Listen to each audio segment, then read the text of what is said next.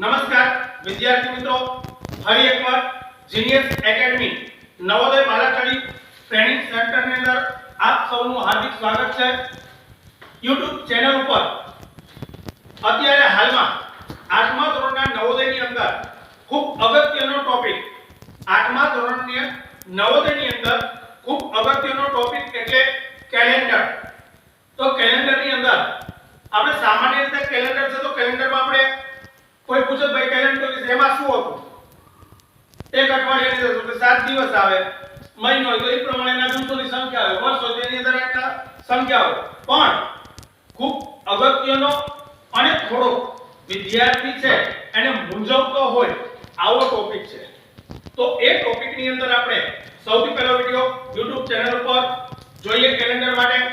તમારી પાછળ બોર્ડની અંદર જે આપેલું છે એ પ્રમાણે જોઈએ તો બોર્ડની અંદર ભારતમાં રાજા કનિષ્કે ઈસવીસન 78 ની સાલમાં સબ સંવત્સરની શરૂઆત જેને આપણે રાષ્ટ્રીય પંચાંગ તરીકે 22 માર્ચ 1957 માં સ્વીકાર્યું। ઈસુ ખ્રિસ્ત જેના જન્મદિન 1 જાન્યુઆરી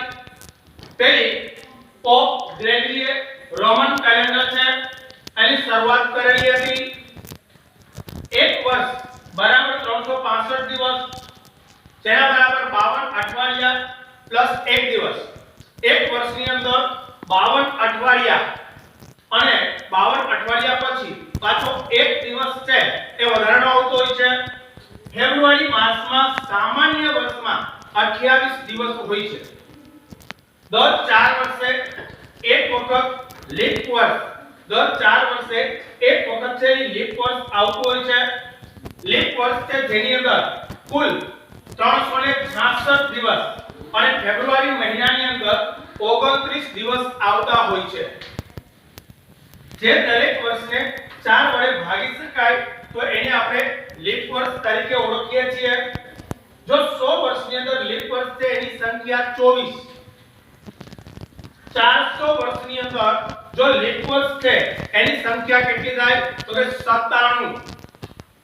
કેલેન્ડરમાં સામાન્ય વર્ષની શરૂઆતમાં જોઈએ આપણે જો વર્ષનો પ્રારંભિક જે દિવસ થતો હોય તે જ દિવસ વર્ષ છે એનો અંતિમ દિવસ એટલે કે અંત છે એ જ વારથી શરૂઆત થાય। ઉદાહરણ તરીકે 1 જાન્યુઆરીએ સોમવાર હોય તો 31 ડિસેમ્બર છે એમાં સામાન્ય વર્ષમાં એ પણ સોમવાર જ હોય છે। એટલે આટલે સુધીનો પહેલો વિડિયોમાં આગળ આપણે નવા વિડિયો સાથે મળીશું। Thank you very much.